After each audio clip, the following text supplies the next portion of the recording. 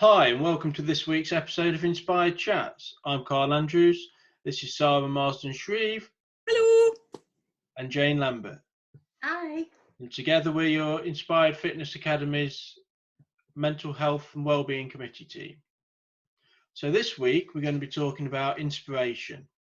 And inspiration is defined as a feeling of enthusiasm you get from someone or something that gives you new and creative ideas. If you describe someone or something good as an inspiration, it means they want to make you or other people do or achieve something. So taking on this, Jane, how do you relate to inspiration and who inspires you? Inspiration for me first came when I was at senior school, and I love written English. So English language and English literature for me was brilliant. I've never had a problem with learning the difference between there, and there, and the witches and all this kind of thing, because the English language absolutely fascinates me. And as Sarah knows, I can be reading something and a spelling mistake will literally leap off the page. They jump out at me. It's like they go massive. So my English teachers always loved me because I loved the subject as much as they did. And I had a very inspirational teacher when I was in the infants and the juniors called Mrs. Hickling, who got me into a lot of poetry, but kids' poetry. So it was a number of poems by Hilaire Belloc, and lots of it was about certain children. One of them was a boy called Jim, who got eaten by a lion for not doing as he was told. So when my son was called James, I suddenly remembered this poem, and it all went back to Mrs. Hickling. I thought, I remember her reading it, and I was on a mission to find this poem in a book and bought it for the kids. As I got a little bit older, when I went up to senior school, I had a marvellous English teacher called Mrs. Garrett, and she made me want to become a journalist because I love the English language so much. She got me doing a lot of creative writing. I wrote a lot of stories, and I was so close to going to college to learn to do that, but something stopped me. And I am still convinced that at some point I do have a book inside me, because she was my inspiration as far as English was concerned all those years ago. Fantastic. That's really... have you ever met Mrs. Hickling again since you left school? I did a couple of times, and I mean, she's passed away now. She was an old lady when I was 7 or 8, but Mrs. Garrett, I believe, is still alive, as is one of my old biology teachers who became the head of Derby Uni. So she was, Mrs. Dean became the Dean of Derby Uni. But no, you know, when Mrs. Hickling did pass away, it was quite sad, because I remembered everything that she taught me with such vigour, and she made English fun. Oh, wow. I think when people inspire you, it's normally, well, it could be lots of different reasons. It can be because you resonate with them, or you like their energy, or, you know, in your case, Jane, how they taught a subject. It made it interesting and fascinating. And I think sometimes when people speak and you connect with them and you absolutely believe in what they're saying, and you think, I can do that, I can, you know, it's like an energetic thing. I think that's like a secret weapon for people to inspire other people. And some people speak with inspiration. You think, oh, I really like them. And then others aren't so. But I think sometimes it's just because maybe it's a subject matter we're not that interested in, or for whatever reason. But inspiration can be people, places, energy, books. It can be all sorts of things, can't it? Definitely so, because I know I was in my 40s when I started receiving counselling myself, and it was my counsellor who inspired me to become a counsellor. And you know, I had to borrow a massive amount of money that I was really worried about being able to pay back. It meant I'd got to get some clients to be able to raise the money to pay it back. And she said to me, I know you're going to be able to do it. And Mick asked me, my husband asked me, what sort of a counsellor do you want to be? And I said, I want to be like Sheila, because she inspired me to think and believe in myself. Bless her, she's still working hard on me. We're a long way down the line now, but she made me believe in myself in a way I hadn't for a long time. It got battered out of me, not physically, but emotionally and mentally quite some time ago. And she inspired me to be the woman that I think I am, because a lot of the work that I do is about helping others to feel better about themselves. And I remember as I started with my first clients thinking, if I can help one person feel better like Sheila has me, then that's it. And now I'm way along the path, many years down the line, and I know that I've been able to do that. And that for me is wonderful. What was it for you then, Sarah? What does it mean to you? Gosh, inspiration. I was lucky enough to get inspired by my parents believing in me, and giving me that nudge that I could do more with myself and not to waste the brain that I was given, because don't let the blonde fool you, I'm actually quite smart. And yeah, so I had that, and I was inspired by especially my dad, who isn't with us now, because he was such a hard worker. I didn't see him very much, to be honest, because he worked so hard, but I don't know, your parents teach you things, don't they? Some bad, some good, and other things you make your own way, and that's fine, that's part of the learning curve. But I guess for me, the main inspiration I have had was the one that sort of gave me the inclination to do the job that I do now, which was Gok Wan. I mean, everybody knows who he is. Do you, Carl? Carl, you look blank. Do you know who Gok Wan is? Yeah, of course. Yeah, of course he does. He sat there in an Iron Maiden shirt. Yeah. Well, Gok Wan was kind of, it became quite a famous stylist, but he was most famous for doing the Loving Yourself Naked. I can't remember what it was called. No, How to Look Good Naked. How to Look Good, that was it. Yeah. Because he he'd had weight problem and image problems, and when he was younger, and he'd lost a lot of weight, but he'd gone through his own journey and become a stylist, and he really connects with women really quite well, and he's gone on to do, you know, really good things. But he started talking about body image way before any of the other stylists. They're all to do about clothes and all that sort of thing, but he connected on a different level, and I've met him a couple of times and I've been to watch him as well, and he inspired me to do what I do, which is similar to what he does. But he took it away from just being about specific designer wear, didn't he? It was about going to what we think of as normal shops, and he works with men as well, and I've seen that sort of work before you and I met, and you know, teaching a man what sort of a three-piece suit to wear once they start to lose weight, because a lot of my clients, it was around weight loss. I remember one of my clients, and he was guided by somebody just like you to buy his very first three-piece suit, and he looked amazing in it. He truly did. He tried coloured shirts, which he'd never done before, because as a solicitor he'd always worn white shirts.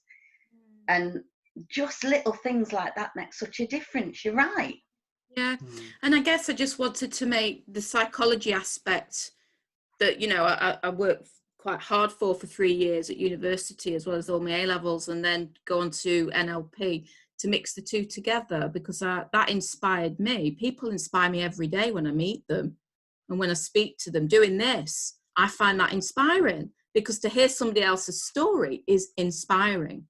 And it links to confidence as well, doesn't it? It's if you Yes. feel $1 million, you project the feeling of $1 million, and then people look at you as though you are $1 million because that's how you're feeling projecting yourself. So it's kind of like a circle.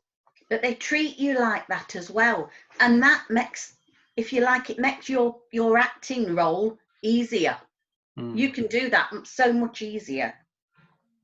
Well, for Who me, inspired you, Carl? well, I was saying, for me, my inspirations changed with time. The people that have inspired me. So when I was younger, it was obviously my mum was around, but my dad was my hero, and I wanted to be like my dad. And I watched him working incredibly hard, studying at night school, working as a taxi driver at night and as an engineer during the day to make ends meet. And I just look at that, and I just think the holidays that we had, he paid for it and did it by just sheer graft. And then I get a little bit older, and I look at who kind of instilled that into my family. And then I look at my grandparents who are still with us now. They're in the 90s, and they're just two incredible people. And my granddad jokingly used to call me his apprentice when I was little, and he still calls it me now. And when he says that, I get a feeling of pride, because it's kind of like, one day, if I could be just half the man that you are, then I'm going to be a success of whatever I decide I want to do. Mm-hmm. And then it's kind of like almost tactical inspiration. What do I want to do with my point in life? Now, a couple of years ago, I was at a crossroads, didn't know what I was going to do next, and I read a book by a guy called George Mahood. If you've not read any of George Mahood's books, highly recommended. But he talked about physical challenges and how he went from being in a hospital bed to doing an ultra endurance event. And I just read that and thought, you know what, I'm going to do that. And for the last nearly 6 months, in fact, it's 6 months and about 3 days, I've dedicated all my spare time to training and trying to get fit. So he inspired me, and it's quite funny. I sent him a message actually through Facebook, and he replied to me. We had a two-way. I didn't go full stalker mode, but we had a two-way conversation. He was really interested, and he said he was going to check out my blog and stuff, and that just made me feel like $1 million. And he come back and said how much he'd enjoyed reading it and wished me all the best.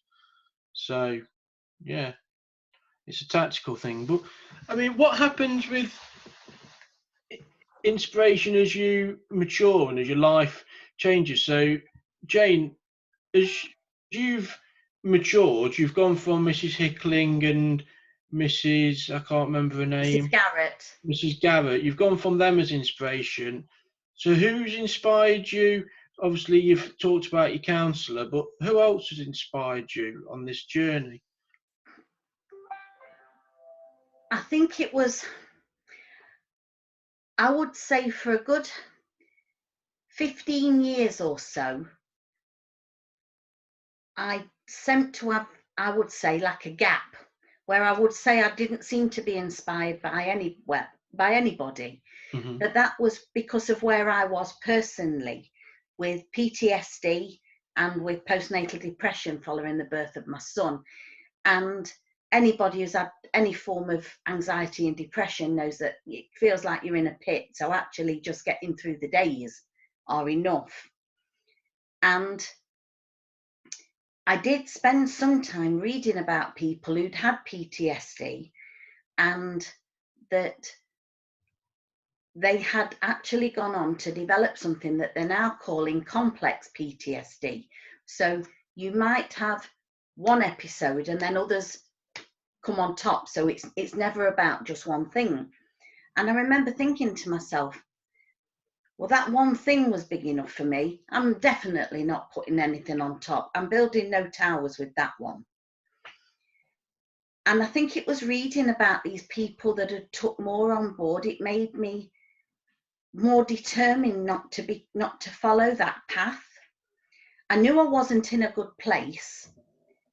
And when the children were little, I was so frightened of talking about it. But then when we went to court and we won, and I really was so frightened about everything. And I had to be my own inspiration because nobody took Derbyshire Health Authority on. Everybody was like me and they were too frightened. And we were told that if somebody that I knew who'd been in the operating theatre with us, if she spoke, that she would never, ever be allowed to work in the NHS again. So everybody who'd been in that theatre was too frightened to open their mouths. It meant that some of the confidence I'd got of moving forward for me had gone. I felt like nobody had got my back. And then I was introduced to a professor who actually came onto our side. Obviously my lawyer and my barrister found him. And his name was Professor Robinson. And he was from Birmingham, and he was a professor of analgesia. And that man inspired me to keep going, to believe that what had happened to me wasn't a figment of my imagination, that it really had happened, and that we would win and we will get you to the other side. And it was years until it happened. He made me believe in myself. And I think he gave me, it didn't matter physically what I looked like as long as I got there. So for a while, I did feel lost, but we got there in the end. And I think that's what it's about. It's about, for you now, the next 6 months is part of a journey of getting you to where you were that day when you read about that man in that hospital bed. From that very first time Sarah saw Gok. I mean, I think sometimes inspiration can come from nowhere.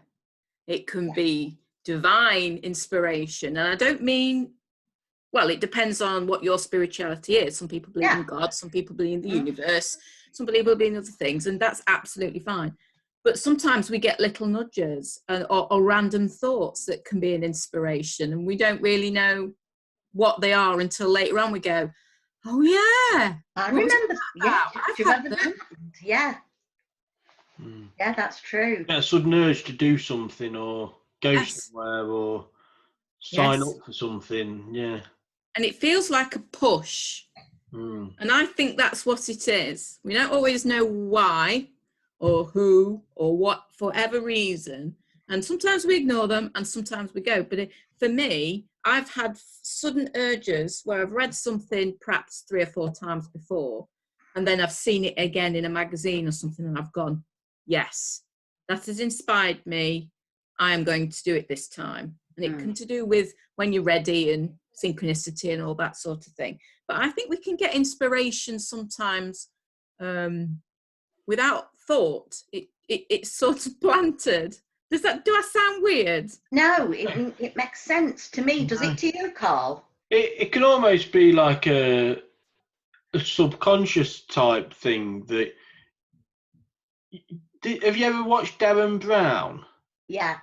Where he does stuff where he's shown how you can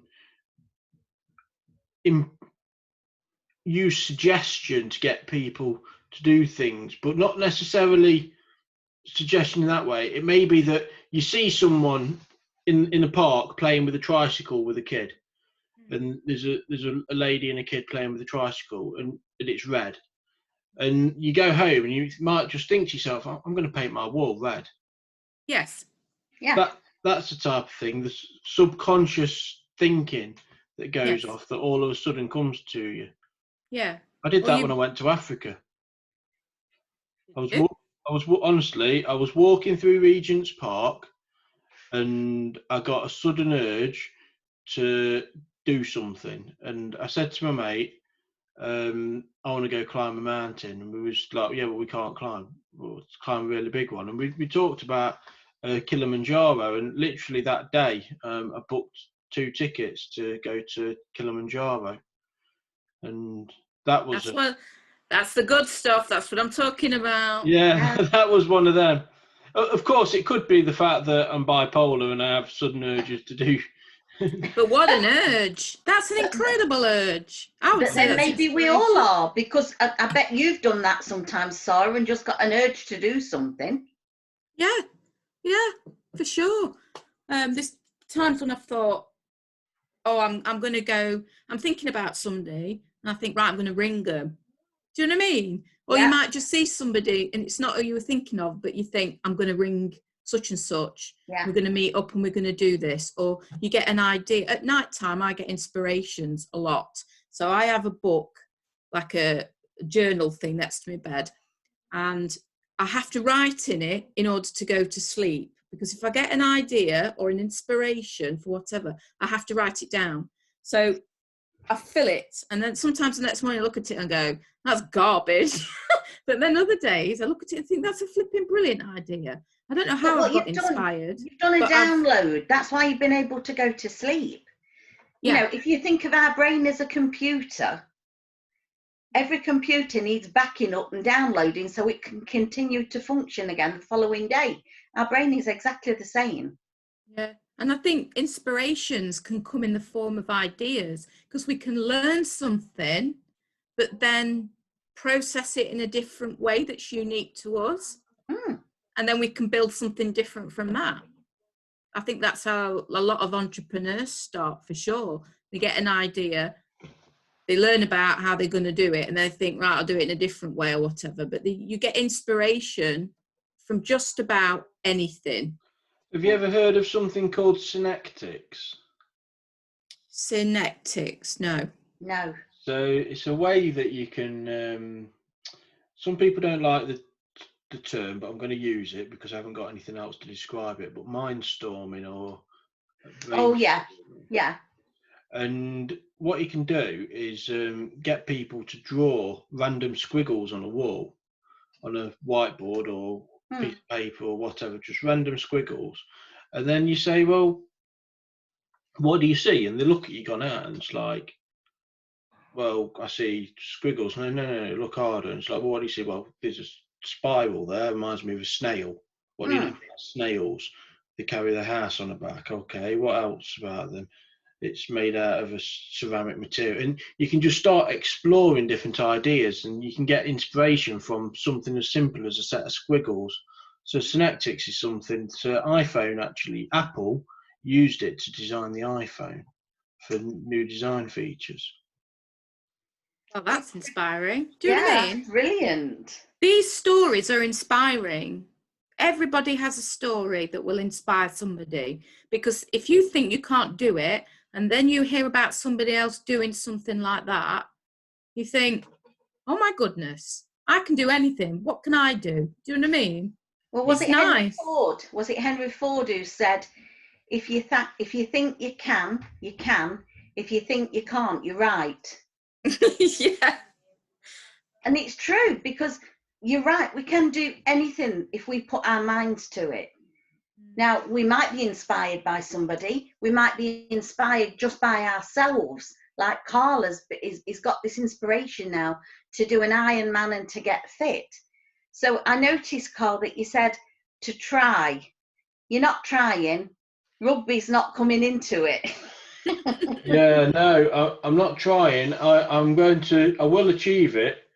I'm doing everything in my power to achieve it at the first attempt. Good.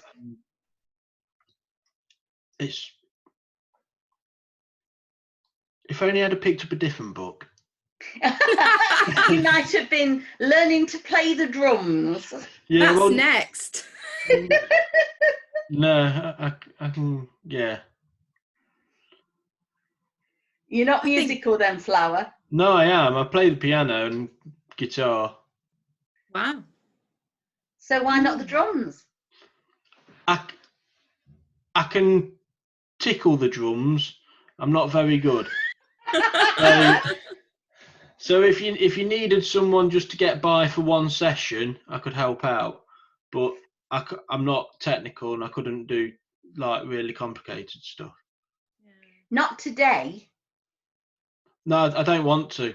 Yeah. It's a conscious decision. I don't like the instrument. Yeah. Yeah. So it's just, and for some things though, with an inspiration, it's not today, just not yet. Mm. Have you ever heard of Oh. Ludovico Einaudi? What? Ludovico Einaudi. No.